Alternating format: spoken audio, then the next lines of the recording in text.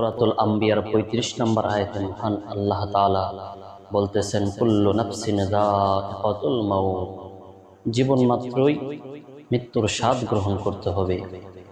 যার জীবন আছে সে অবশ্যই মৃত্যুর পেয়ালা গ্রহণ করতে হবে, মৃত্যুর স্বাদ গ্রহণ করতে হবে। এই জন্য ভাইরা আমার, পৃথিবীতে যারা আছে সবাইকে একদিন মরতে হবে। কেউ আগে হয়তোবা কেউ পরে, সবাইকে একদিন মহান আল্লাহ তাআলার ডাকে সাড়া দিয়ে ওই গহীন অন্ধকার কবরে প্রত্যেকটা প্রাণীকে, প্রত্যেকটা মানুষকেই শুইতে হবে। এই জন্য সদা সর্বদাই আমরা মৃত্যুর কথা যেন স্মরণ করি।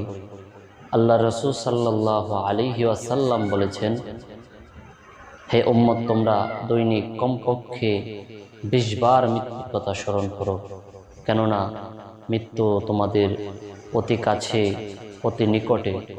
যে কোনো মুহূর্তে তোমাদের মৃত্যু হইতে পারে। মৃত্যুর খবর জানেন একমাত্র আল্লাহ তাআলা। পৃথিবীর কোনো মানুষ মৃত্যু কখন হবে জানেন না।